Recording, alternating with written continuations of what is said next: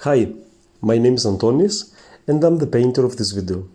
Today I want to share with you a video of how I painted a contemporary portrait of a young girl using a very old technique, the technique that I was taught by my study on Caravaggio. And I want to share with you step by step how I painted this interesting portrait that although it is painted after a photograph of a girl today, it does resemble a little bit a portrait like those of the masters of the past. So the first thing that I have done is I took a surface. Here it's a paper canvas stretched on paper, cardboard, and I painted this canvas with an acrylic red color. If you paint with oil, you can definitely use acrylic or egg tempera as your base color. So, like Caravaggio, I painted this dark, deep red on my surface, and then I transferred my drawing that I had drawn on paper. I transferred this drawing on this canvas. Now, I'm pretty sure that many of those masters didn't do any drawings on paper, but they did draw directly on their canvas with their brush. This is up to you. If you feel confident, if you feel that you will lose basic elements of the drawing, then it's better to do your drawing using the grid method or some other way to draw from your reference, and then transfer the drawing on your board. It's always nice to have a live actual model posing for us, but many times this is not very comfortable today.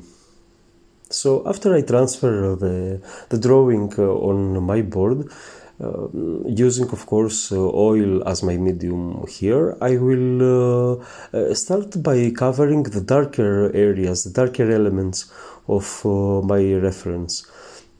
I will start by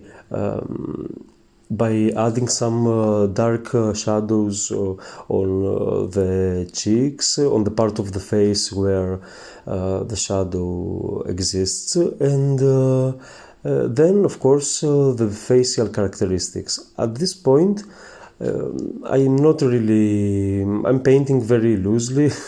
I am not stressed at all, even though the painting looks not complete and nothing like the final result. But I just convince myself to be relaxed and see what will come in the way. And as you see, after I've placed my drawing on using oil, I painted I painted my background black, just exactly Caravaggio did in many of his paintings. This black will give a very dramatic effect, very dramatic result, and it's many times very welcomed. In many frescoes, in many churches and monasteries in Mountain Athos and elsewhere, we see this black background, which really does create this dramatic affair. And everything painted before this black background is very, very, it just pops up and it's very nice, let's say. So after that, as you see here, I'm just placing my lights, the shapes of the lights that I find on my reference. I place these lights just by using plain titanium white. Of course, at this point of the video, you see me already doing some blending this white shapes of light to the shadows. But I have to say that the first time I encountered this technique, I was really surprised. I just couldn't believe that painters thought of placing their lights by just using titanium white and then coloring this titanium white in more fleshy tones, as you see me doing right here. So of course, in order to go on this step, I will have to wait for a couple of days for this underneath layer of titanium white and the shadows and the blendings that I have done to be completely dry or dry to the touch. Now, as you see, I've created a flesh-like color on my palette using yellow ochre, some cadmium or alizarin red. It doesn't really matter. It just has to be an ochre-like yellowish tone. And with this, I will cover the areas of the light that I need to cover. Of course, there is oil as a medium has some transparency, and even though that is surprising as well, as many of us think of oil as a very thick impasto, let's say, we use it often with impasto, very thick, so we don't feel that oil has some transparency, but it is a very transparent medium in general. So as I apply this flesh color above the titanium white, it gets some brightness from the titanium underneath it.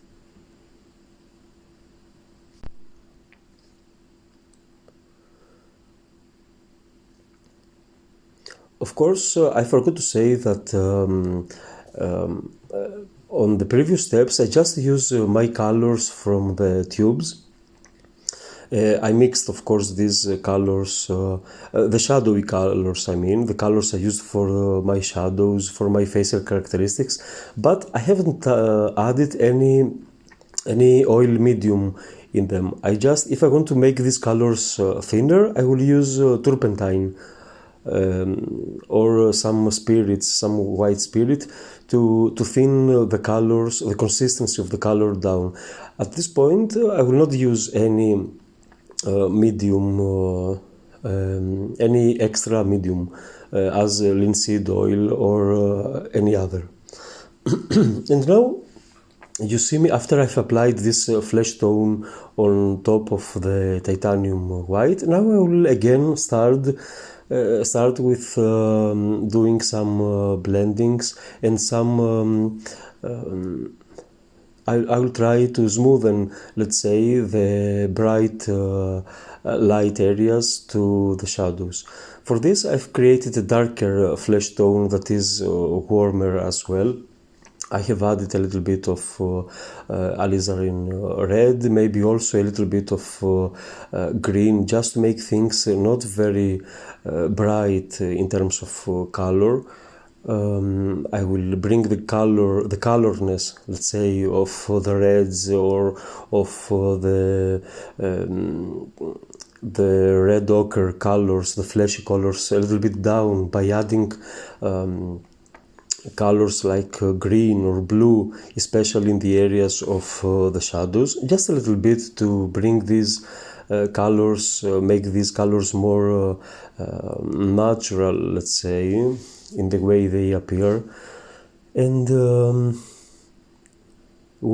gradually I will create this darker and darker colors to create this smooth, nice transition between light and shadow. Of course, I will try to not lose any of my shapes, or to always keep in my mind and check for the actual shapes of light. Painting is a process, in my opinion, of checking and checking and checking always the values, the shapes. It's something that it's a constant game, let's say. It's almost like a game. That's why I truly believe it keeps the mind sharp. While we blend here oil, at the same time we will have to check with our reference and see if the shapes are correct, if the values are correct, etc. Now, as you see on my photograph here, the shape, let's say, on the left cheek, as we see this photograph, is okay. It's not a square, or it's not, let's say, a circle, but it is a shape, a little bit abstract, but it is a shape. I want to keep this shape intact while I'm painting, and sometimes when we paint, we tend to make these shapes bigger, or rarely smaller. We usually tend to make the shapes of light bigger, and while we blend, we alter the actual shapes of the light. So it's always nice to keep in your to do these checks of shape in your mind, to compare, constantly compare, and see what is the extent of the shape of the light towards the shadow. And if you do some mistake, try to correct it. This is the advantage, of course, of painting in oil. You can manipulate the color, pull and push the color here and there, and the easy thing with this medium is that you can do very nice blendings, and as I said, to manipulate the color in such a way that you will find these shapes easy and nice.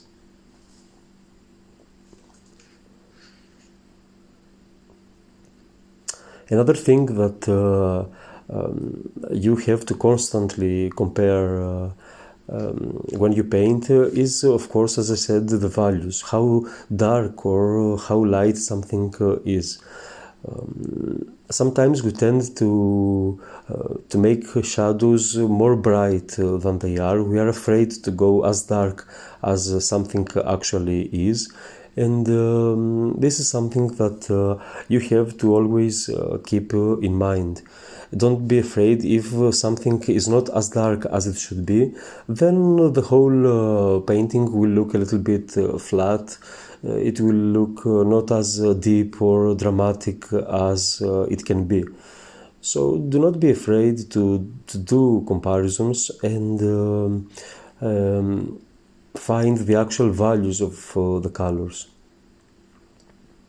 Now, when I'm doing this portrait, of course I have my palette, and I'm mixing the colors. Here at this point, though, I said before that for the titanium layer, the titanium white layer at the beginning, I didn't use any medium, oil medium. But when I applied my flesh tone later on, after a couple of days where my previous layer was dry, I did add a little bit of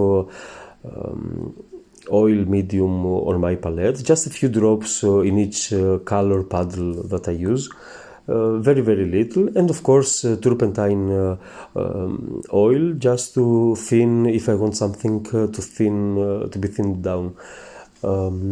As I paint and as I manipulate the color and do these blendings that you see here,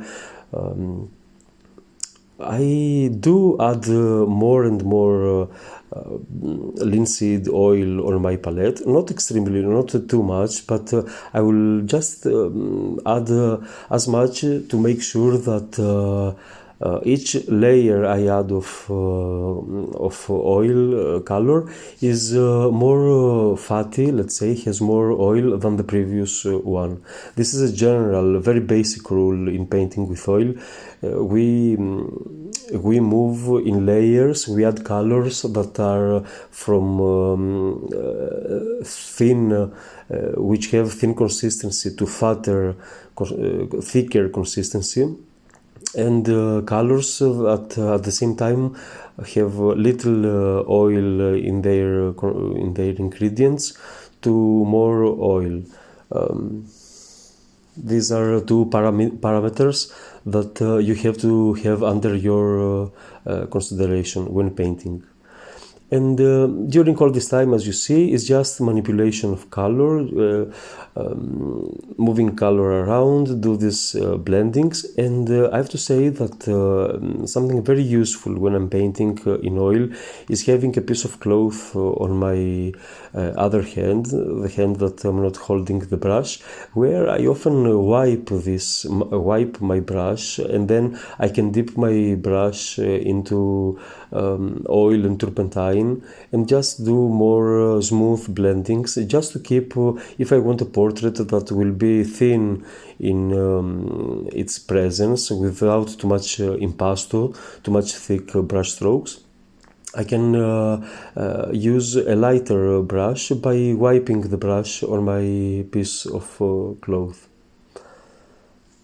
Of course, you can find more tips on the technical aspects of oil painting in some of my other videos, where I explain the technique of thin to thick or lean to fat in more detail. But in general, when you paint with oil, make sure that you understand these very basic principles of oil painting, as they will help you paint better, and it will protect the painting to be with us for more years. If we don't take under our considerations these rules, the painting will probably crack in some decades, or will become too much yellow, etc.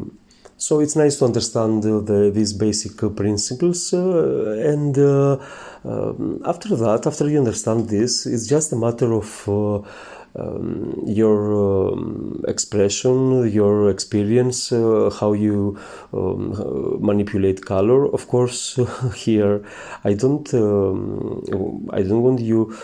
want to teach my way, my brushstroke, my recipes for painting. I know this is easy for many people. They just want the recipes. They just want an easy way. But I'm sad to inform you that there is no easy way in good painting, and I would say, and the more, of course, you practice, you will get experience, and you will also explore your personal style, and that's something that should be intriguing. As you see, many of the great, all painters in art history have a distinct character of painting and distinct signature, let's say. The paintings of Vermeer are very distinct, for example, or the paintings of Michelangelo, etc. So it's always interesting to see what that means. That every painter has his or her own personal way of expressing in painting, and it's interesting to discover this language of ours and see how this language evolves, and what is its form, what is the character of our personal language. This will only come on the surface, let's say, when we free ourselves a little bit and we go beyond the techniques, when we have mastered these techniques and now we are ready to somehow express our own way of painting. I don't know if all this makes sense, but I hope it does, and I hope you find it to be correct from your experience. For me, it's always a question, what is my personal language when I'm painting? Of course, here in these videos, you just see me painting these studies and these portraits. But I'm always interested in finding my voice, not only in terms of the technical way and the appearance of my painting, but also in terms of the subject. What do I decide to paint from a million of choices? What will I paint? What is interesting for me to paint? This is something to wonder, to question, and to discover, let's say.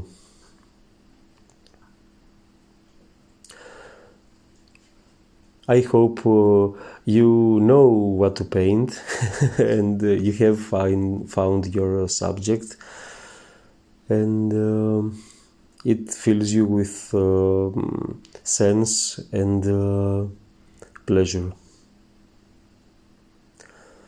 Now, at this point of the portrait, I just keep manipulating, of course, the color, trying to find the correct shapes, the correct lights and shadows.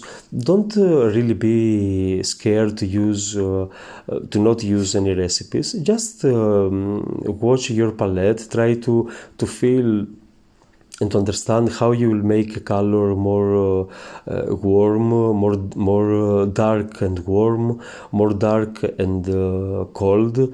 How, for example, if you add a dark green on or an ochre color, this will give you a very nice tone. You can also add a little bit of white in that and black to bring it down in terms of its colorness.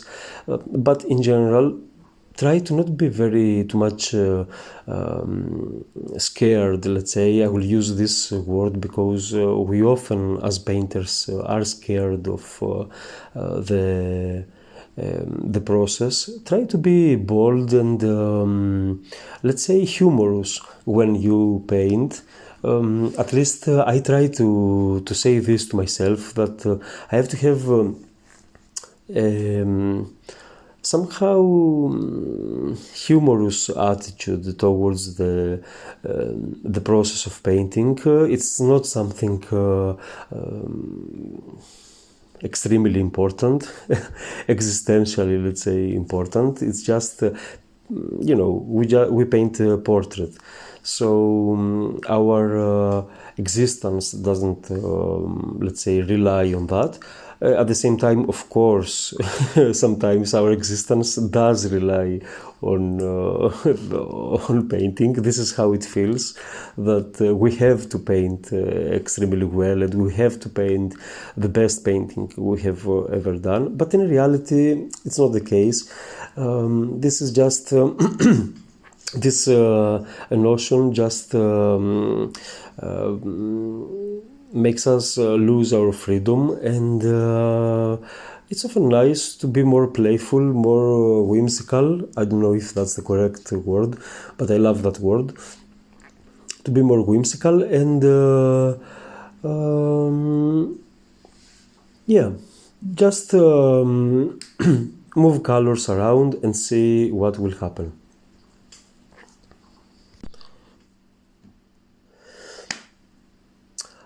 I hope you find this video interesting and what you see more interesting than what you hear. Really a big thank you to all of you who support this channel, and really your comments are amazing. How many of the videos do inspire you to sit before your easel, to go in your studio and paint. This is a big reward for me, and always your comments are very, very supportive and very nice. So really a big thank you.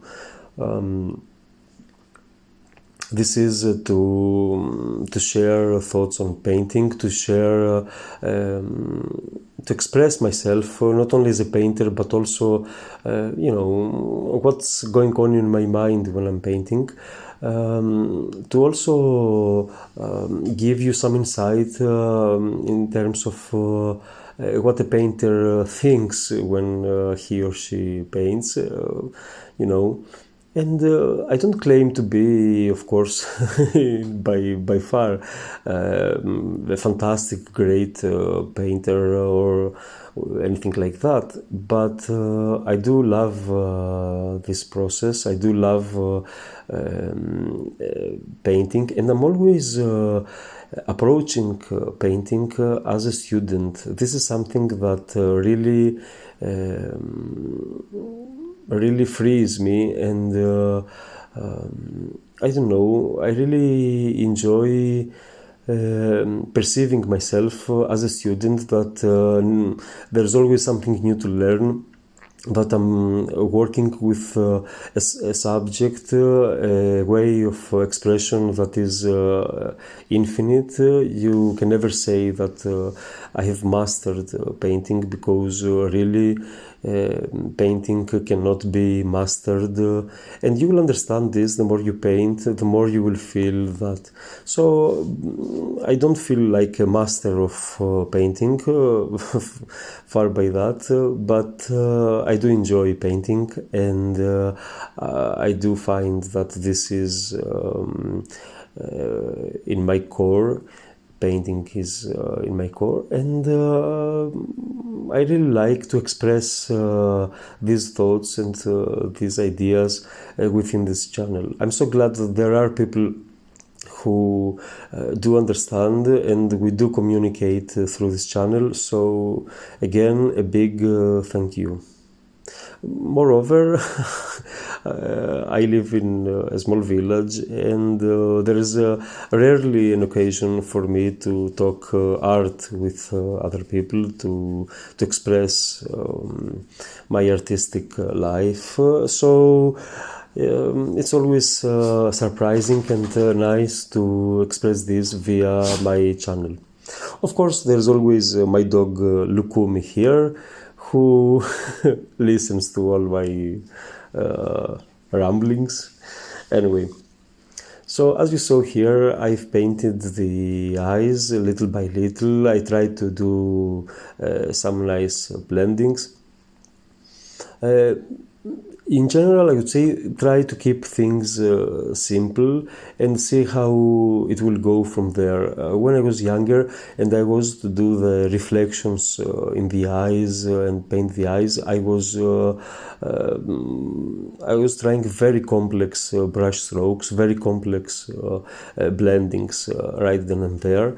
And the result wasn't something interesting at the end, or it was, sometimes it was too much. Now I'll try to keep things interesting for me, but using a more simple language when painting these areas. I will not try to be over the using pasto, or to use techniques just to use these techniques, or just because other painters used this or that technique. No, I will try to do what I understand, to paint in a way that makes sense to me, and then see where it will bring me from there. The same way, I'll try to not follow any tendencies, let's say, in painting. I will try to not, of course, I enjoy good painting from wherever it comes, to watch good painting, and I try to improve also my painting. But I don't wonder when I'm painting, let's say, this portrait, I will not wonder or try to include elements from other styles, like, let's say, Impressionism or I don't know. I will try to paint how I know, how it feels okay to me at this point, and that's it. And of course, I'll try to paint with as little stress as possible. In general, I am a very stressful person. I would say I have some anxiety issues. But painting is not an area that I will have these issues. I hope you are great, though. I hope you are healthy, fantastic, and creative. And I also would like to thank my patrons for supporting me financially. This is really great, and it's very much appreciated, this support from you. So thank you, my patrons, very much for your amazing support that allows me to continue producing these videos. Now, after I have accomplished this layer of a middle, let's say, middle tone light, I will let the painting dry, because it doesn't really accept any more layer of color unless it is dry underneath. So I will let it dry for a couple more days, and now I will go again with a more bright tone that of course I will follow the same process of keeping my shapes intact and do the manipulation of color, blending the color here and there, until this second light, as I call it, this brighter flesh tone that I just painted, looks integrated to the previous tones, and looks nice.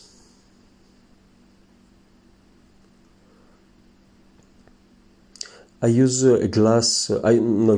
use a wax paper palette, and as I say, I try, when you paint a portrait, there are so many colors on the palette that you really, it becomes confusing sometimes. So I just try, and this is something important to remember what color I'm using, and to know what I want to paint, how dark or how light is what I want to paint. I know this this for many of you can sound self-evident to not forget your palette, but for those of you who paint many years, and you are familiar with studio life, you know that sometimes a painter can forget which color paddle from the palette was using, and this can become irritating. Try to know what your color is, again, how bright, how dark this color is, and of course how warm or how cold this color is.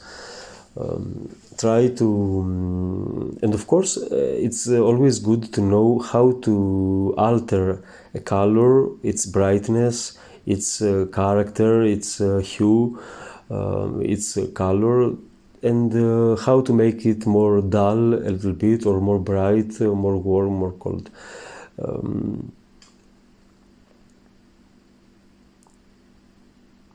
Here I'm using a very light brush, as you see. My brush is not loaded, it's very dry, and the consistency of the color is very thin. I also wipe my brush often to unload the color from the brush, and this will give me a more smooth and easy to manipulate brush stroke.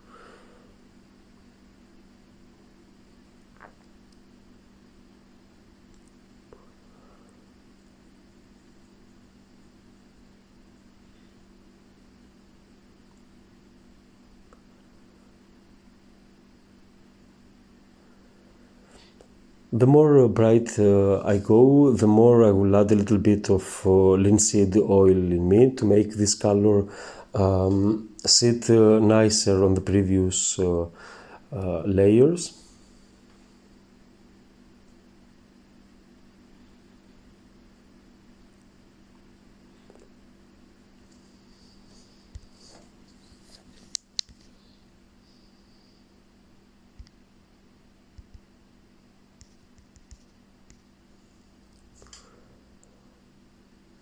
And as you see, little by little, I don't think I can explain here what I'm doing better than what you see. It's just tiny manipulations of the color, tiny movements of the color, adding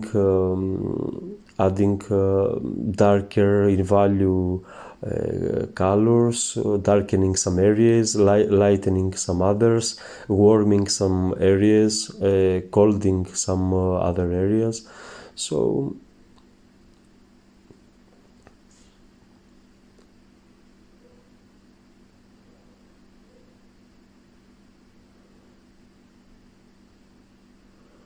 and also it's very important, and I have to say this. When the brushes in oil painting are much different than those for watercolor, for tempera, etc. These are mostly tools to move the color around. They are not to create the finest brush stroke, unless of course we want it. They are mostly, I believe, tools to move the color around in a way that is sufficient and great for the painter. So always when you paint, make sure, because there are innumerable brushes, there are so many brushes, so many types of brushes. Just stick to a few that you believe they are comfortable for you, they are doing the job for you. And use those. I mostly, for example, I rarely use flat brushes at this point because I'm more familiar with round brushes. These brushes I'm using are appropriate, are harder, are appropriate brushes for oil painting since they are harder. And when I'm painting, I am asking myself if this brush does the job or if it feels comfortable and accurate for me. Since I want to paint a portrait with some accuracy here, I need to feel that the brush does this job and does obey to my brush strokes, no matter how detailed or broad they are. Of course, I can change brushes, go to bigger or smaller, but in general, I would say that as a rule for brush using, I would say to make sure that these brushes are comfortable for you and that they do the job. The good thing about oil painting, I believe, is that you can use 2, 3, or 4 brushes maybe at the same time. I would say I would use yes, I'm moving from smaller brushes to bigger ones, but simultaneously I would say I never use more than 2 brushes. I have one brush maybe on my hand and the other brush I'm painting.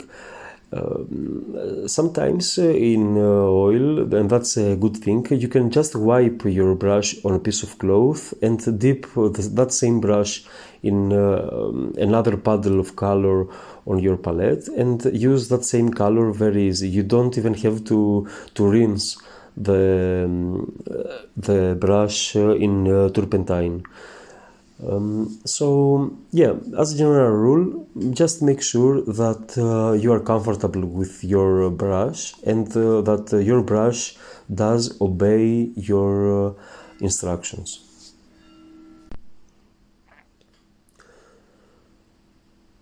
This portrait, as you see, little by little, it becomes three-dimensional. It becomes interesting enough. And it really, this black background really does give it a very dramatic affair. I'm not sure if this is, in accordance to the subject. We see a very bright, very, very expressive girl, full of life. I'm not really sure that the black background is appropriate. It definitely is dramatic. It definitely creates this contrast that is interesting in some way. And as you see, little by little, I move into painting some highlights on the painting very discreetly.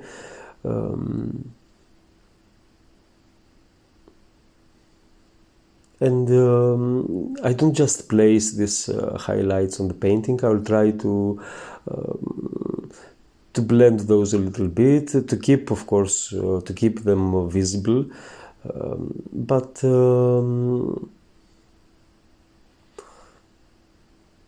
also make them sit very, very nice on the previous layers. This is something I see in many painters, in many students. They do paint portraits and they are very nice. They sometimes just place layers of color and adding, lighter layers of color, that they are not sitting very, very well on the previous layers. I don't know how to express that better. I really can't. Probably you don't understand what I'm talking about, but when a layer is painted in a nice organic way and is, let's say, blended into the previous layers nicely, then you feel that there is some brightness, the painting is unified, there is some glow in the painting that is truly unique. Sometimes we have a portrait that does resemble to the subject, but it just is not a good painting. It is, I don't know, I really can't say. If you have an idea of what I am talking about, just please comment below and let me know what I'm talking about.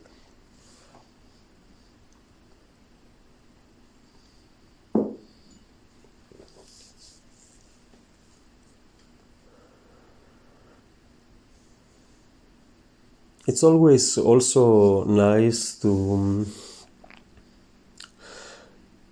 paint subjects that gives us joy, makes us feel nice. Of course, painting is not only that. I like also painting subjects that are harder, more difficult. But these are very nice breaks. painting this beautiful, for example, this girl is just so, her smile is just so expressive and so anticipating life that she seems so innocent, so, you know, but really is a pleasure for me to paint her. And yeah. Here you see, of course, me darkening the hair and adding some shininess on her hair as I see it from the photograph. And it directly reveals to me that the shadow part on her face is too bright. Now look how dramatic the darkening will be at this point of the painting. When it was almost finished, you can decide that there needs to be some darkening. And of course, this will bring your portrait into another layer. Again, don't forget to go dark. Darkness is what will make shadow light shine. So don't be afraid. Attack with darkness on your paintings, and you'll really see some amazing results. Don't be afraid to to mess things up at the end of your painting. After all, this is oil. You can use many layers, and that's fine. Don't be afraid.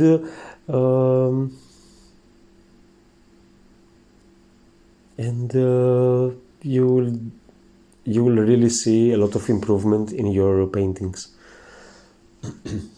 Now, this darkening gave me a chance to do a new cycle of blending, as you see here, and it's a chance to use more warm colors on this before shadow begins, and give this way a more three-dimensional character on the portrait.